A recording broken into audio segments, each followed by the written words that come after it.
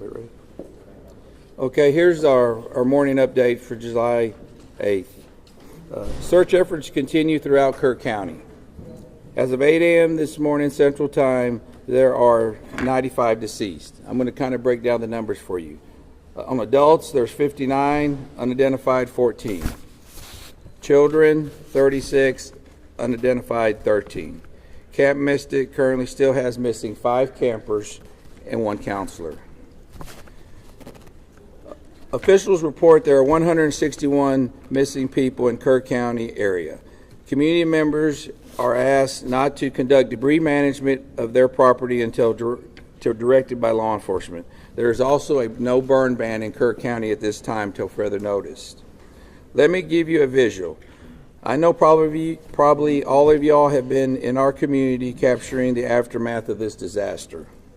But with that said, also take note that Kerr County is 1,100 square miles of beautiful but complex hill country. There are rural areas that may experience extended response times, areas where cell service is spotty, where the area is single-lane bridges and low water crossings. Sometimes evacuations is not the safest. Sometimes it's better to shelter in place. The hill country is not a one-size-fits-all place. First responders from emergency services throughout Kerr County promptly responded to the recent emergency as the situation unfolded. As with other significant events that are emergencies services encounter, this incident will be reviewed. You have my word. When or if necessary, if improvements need to be made, improvements will be made. What I'd like to do right now is kind of give you a breakdown. You know, I believe the latest report I had, we have 2,100 people out here at some capacity on this incident. Okay, as far as Kerr County Sheriff's Office right now, what our office is currently doing, it's an all hands on deck. Everybody we got are out here, but also we have an additional 2,000 plus people helping us. But as far as our patrol division, you know, right now they're involved in answering calls. Y'all have to remember, we still got day-to-day calls we have to handle. But they're also involved in different kinds of rescue and recovery efforts. My CID division, Criminal Investigation Division, is assisting with operations at the funeral home. They're also assisting with the identification process. My SOD division, Special Operations Division, is searching through heavy debris with heavy equipment. They're distributing assets with the Texas Game Wardens. They are also involved in recovery operations. Also, they're working with DPS special agents on all recovery processes. And with the volunteers, our communications is overseeing the communication operation liaison with DPS also. Our emergency management, Doug Thomas, is in the EOC Center. Also with my chief, they're both in the EOC Center. At this time, I brought a couple of the guys. I was going to let Captain Jason Waldrop say a few words. Jason has been in the field, hands on deck this whole time. I hadn't been able to get out of here a lot. There's a lot to manage here. He's actually witnessed several things. He's kind of going to give you a few ideas and updates on what's going on in the field, where he's been and what he's been seeing. And then we'll turn it over to Sergeant Jack Lamb. Captain Jason Waldrop. Nope. Go ahead, sir. So the sheriff just wanted me to kind of give you all an update on some of the things that we as the sheriff department can do. One particular thing that we have done in order to help assist in locating the missing is we have coordinated a team with a local construction company, the Texas Department of Public Safety, some fire departments from within Kerr County, a fire department from Acuña, Mexico, and we are looking and searching the deeply impacted flood debris along the river. So these areas are where a lot of this debris is bottlenecked. So it's a lot of large trees, it's a lot of the vehicles, it's a lot of home structures have built up in these areas. So we are using very heavy equipment, excavators, skid loaders, to remove this material and do a deep impact search of where this is. So what we ask is, for those who are out there working, the local residents, the families of the missing, even some of the search teams, if you see these very large excavators working, please avoid these areas. We are trying to control these work sites. We have spotters on the ground, so as this material is being removed, we are looking for anything of a sign of a person that may be within this material. These operators have very limited vision with these large excavators, so please avoid these areas that they're working. We're still spotting areas up and down the river where we can take apart these materials and hopefully locate some more of the missing. So that's one main thing that we've been doing along the river to help this process. Sergeant Lamb. Thank you. Morning. Jonathan Lamb, Kerrville Police Department. We want to remind folks that if you've reported a loved one missing and they've returned home safely or been found safely, it's vitally important that you let us know that that person is no longer among the missing. We need to keep an accurate count, as accurate as possible. So if you've reported somebody missing and they've been recovered safely, please let us know. Go to the website kerrvillemissing.dps.texas.gov or call 830-258-1111. And once again, kerrvillemissing.dps.texas.gov, 830-258-1111. We are actively working to ensure that we have an accurate count so that we know who to look for. And now I want to talk to the people here in this community, inside the city limits of Kerrville, people in Kerr County. A few things. We know that folks are beginning to clean up. And we have large debris piles. And we ask them not to use heavy equipment to take down those debris piles until they've been checked by a search party, because it's possible there are victims in that debris pile, and we don't want to disturb that. Please give us a call. Our non-emergency numbers at the police department and the sheriff's department, and let us know that you've got a debris pile that needs to be checked before you begin that level of cleanup. Sheriff Letha mentioned the burn ban. That's countywide. We need people to respect that. Do not burn during this time. And we continue to ask people to steer clear of the area and let our first responders work. Again, this operation is ongoing and continuous. Our first responders are trying to get to places to do their jobs. And people come in here from outside the community and people within the community who want to go sightsee and look at the river and see the flood damage. It's making our job very hard. We ask folks to give us room to work. I want to talk a little bit about the events that happened on the morning of July 4th, what the Kerrville Police Department and other first responders were doing in those early morning hours. And I want to start outside of Kerrville, out in Hunt. Now, for those of you who went out there yesterday with the governor, y'all know that Highway 39 crisscrosses the Guadalupe again and again and again. And all of those low water crossings, when they flood, they create islands where you can't get in and you can't get out, trapping people in their homes, trapping people in vehicles. And that's what happened on the morning of July 4th. One of our patrol sergeants lives out there in Hunt, and he got up, he got ready to go to work, and he realized when he hit the intersection of FM 1340 and Highway 39 that he was trapped on an island that was Hunt, Texas. And he saw people, dozens of people trapped on roofs. He saw people trapped in swift moving water. He gave them encouragement over his public address system in his vehicle. He told them to be strong, that he would get to them as quickly as he could, and to hang on. And he knew he needed help. He went to another detective, Kerrville Police Department detective who lives out there, and he woke him up and he said, "It's bad. I need you to get your gear on and come find me." And then he went back out. And for 13 hours, those two officers, along with some Hunt volunteer fire department firefighters, and an emergency room doctor provided care to that Hunt community. When it was safe to do so, they waded into the water and they rescued people. They got people down off of roofs. They collected them there at the Hunt School. There was a young boy with a pretty severe leg injury that was given first aid treatment throughout the day. Other people came. Many of them were injured. They provided first aid. They coordinated helicopter evacuations for the most critically injured, communicated the situation back to our emergency dispatch center at the Kerrville Police Department.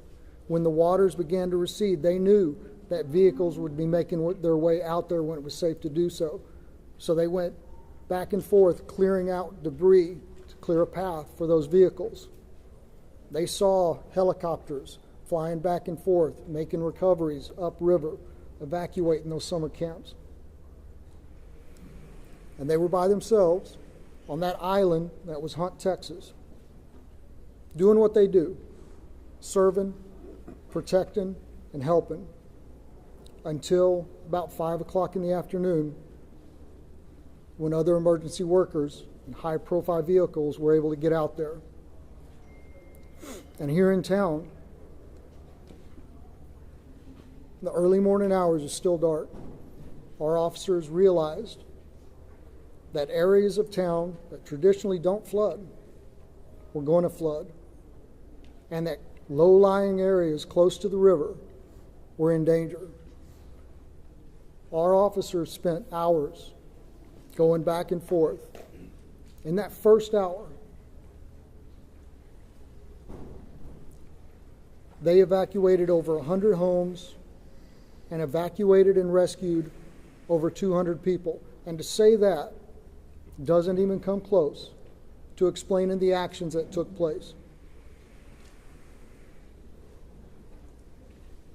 Door to door, waking people up, convincing them that yes, the floodwaters are coming and you need to leave now. They rescued people out of vehicles. They rescued people out of homes that were already flooding, pulling them out of windows. They entered water. There's a trailer park that flooded in minutes. One officer was there by himself, and he realized, I need help. He sounded his siren, driving up and down those streets that were beginning to flood, calling on his PA system for folks to wake up and evacuate. And then 2 other officers joined him through first thigh deep, then waist deep, then chest deep water, as they went from RVs and trailers and rescued people, carrying them to safety through the water. Out on old FM 689, there were 2 people trapped in the water, clinging to a tree. 2 officers were there when a third one drove up. And one of them was wrapping a 100-foot flex line garden hose around his waist to go into the water and rescue those people. And those 3 officers went into the water, and one of them held that hose and acted as an anchor, while those other 2 made their way to those 2 victims, and they were able to evacuate them safely. Folks, I don't know how many lives our KPD team saved in an hour in Kerrville, but I know that this tragedy, as horrific as it is, could have been so much worse. And finally, I want to tell you about a member of our KPD team. These guys have been working around the clock. 4th of July traditionally is a all hands on deck event for us, because we hold an amazing concert on the river. On July 4th, it was an all hands on deck event for a very different reason. But our officers had been working without time off, without any downtime, 16, 18, 20-hour shifts, without complaint. Yesterday was the first day we were able to give a couple of them some downtime. So we sent an officer home to rest. But rather than taking a day off, a much well-deserved day off, he got up and he put on his gear and he volunteered to go out on foot with a ground search party. And he spent his day up and down the Guadalupe River, going over, under, around trees, searching for victims to try and reunite the missing with their families.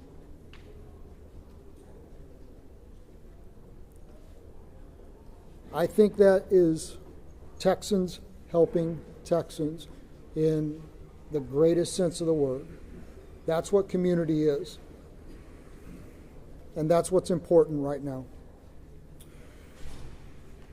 I want to continue to thank y'all for helping us spread the messages that need to be spread.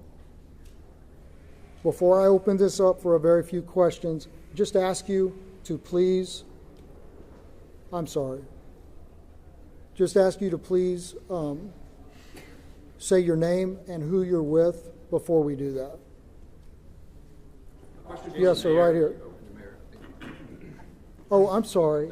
The mayor is supposed to speak now. I apologize. Mr. Mayor, I'm sorry. Good morning, everyone.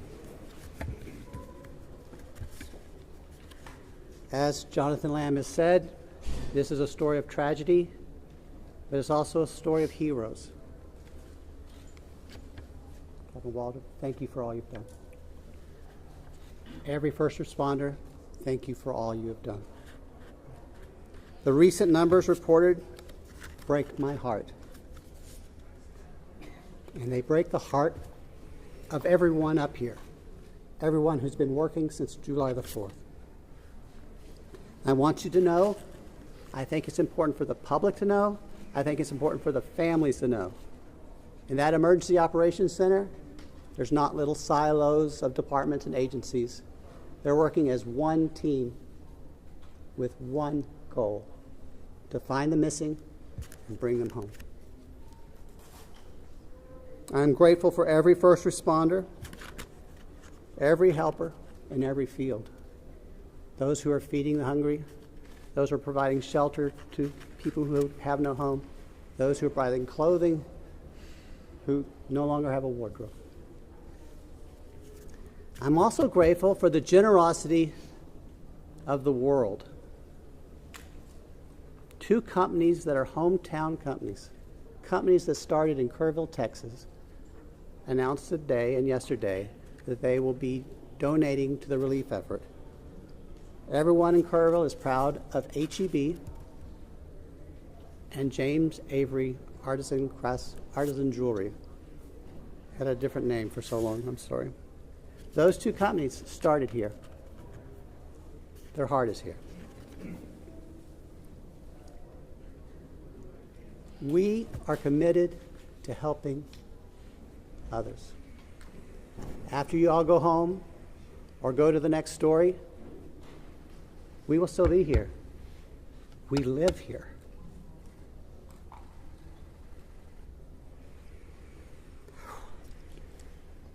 We've lost friends here. If you feel able to donate to the relief fund, the best source we are recommending is the Community Foundation of the Texas Hill Country. That's the community their website is communityfoundation.net. There's a link at the top of that page to help you donate. Now listen, I'm married to a retired first grade teacher. And I learned a little bit about classroom management from her. If you yell questions at us, we're probably going to pick someone else to answer, okay? So if you feel the need to yell your questions, I will feel the need to not answer your question. In first grade, they raise their hands.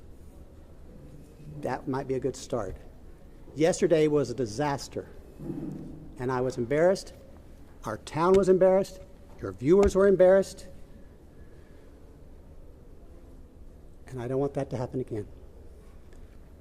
Now, I'm going to do something I've been told to do. I'm going to turn it back to Jonathan Lamb to start the question and answer period. However, please make my retired first grade teacher wife proud and raise your hands. Thank you. Okay, once again, just say your name, please, and who you're with. And I'd already called on you, so yes, sir. Ernie's going to go with KSAP 12 in San Antonio. Question for the sheriff. The code red alert system has come under a lot of scrutiny in recent days, and now there's reports of a timeline on Friday morning where an Ingram Volunteer Fire Department commander asked the Kerr County Sheriff dispatcher for the code red to be issued. The dispatcher says, I can't, I have to get a supervisor's approval for that. Almost 6 hours passes until 10 o'clock, when 10:04, when the code red is issued. How do you account for that lapse of time? What happened and what could have happened in that time? Okay. As I've said earlier, with every significant event, we're going, with every emergency, we're going to have to, there's going to be an after action. Please, y'all, listen to those words, after action, okay? Those questions are going to be answered. I believe those questions need to be answered to the family of the missed loved ones, to the public, to the people that put me in this office. Those need to be, and I want that answer, and we're going to get that answer. And I know that's going to be asked over and over. Please understand that. We're not running. We're not going to hide from everything. That's going to be checked into at a later time. I wish I could tell you that time. I don't know that time. Let me share something with y'all. One of the main things I've been doing is going and visiting the family. We still have some of those missed loved ones here. I go visit them twice a day.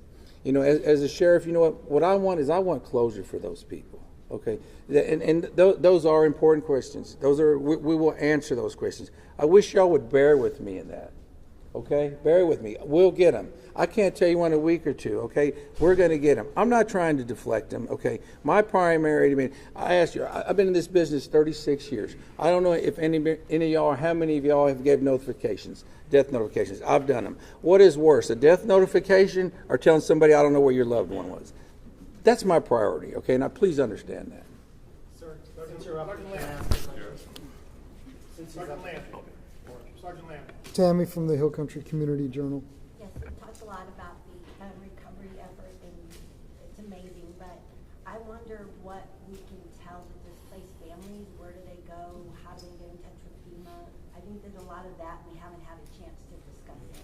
Right, so unfortunately I don't have the FEMA number. I know there is a FEMA hotline specifically for this, and I don't have it at my fingertips, and I apologize for that.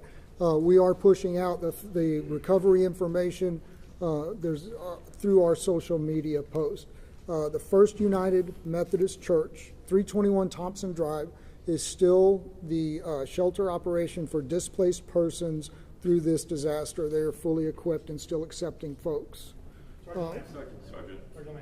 Yes, sir. Louis Amastor from the Kerr County Lead. Yeah. Sergeant Lamb, yesterday the governor's office said there was 161 missing. Is that a Kerr County number, or is that a roll-up number? Where are we at with the number of missing?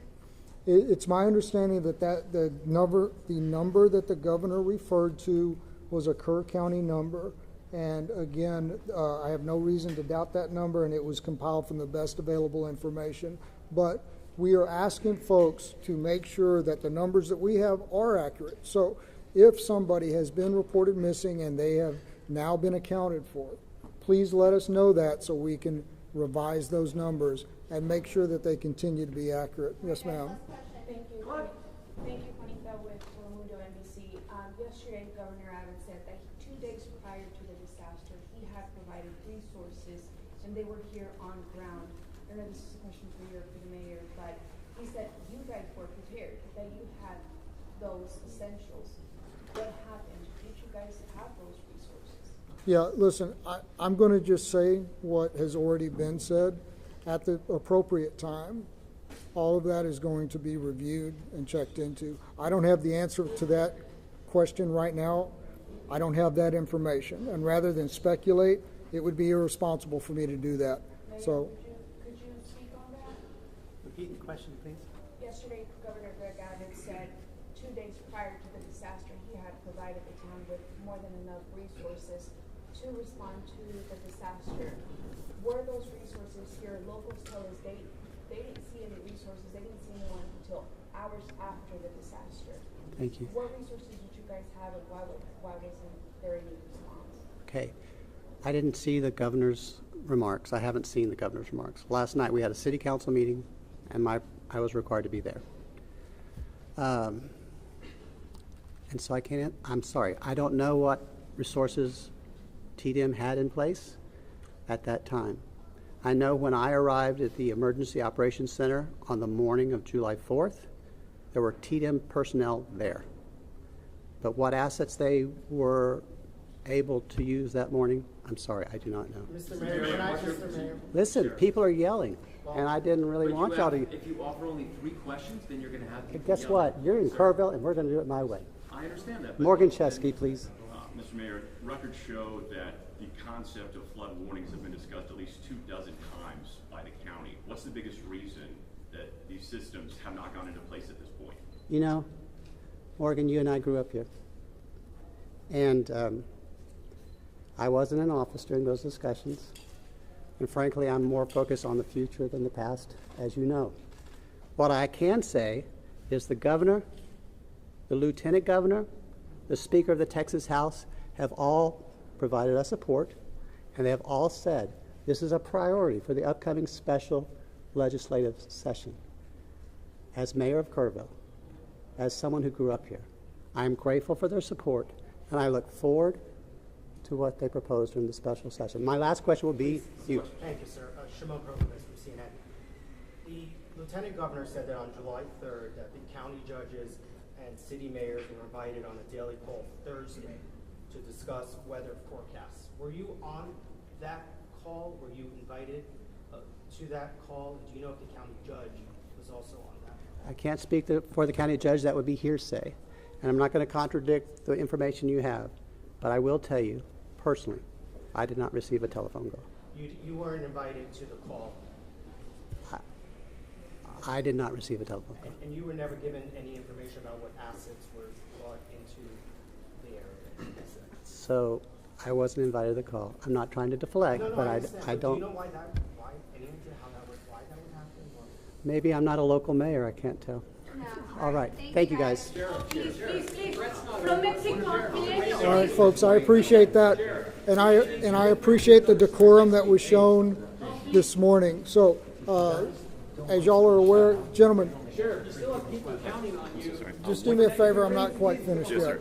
All right. So, as y'all are aware, there's not going to be a 1500 presser. What we are going to do is send out an update, any updates through the email list. And once again,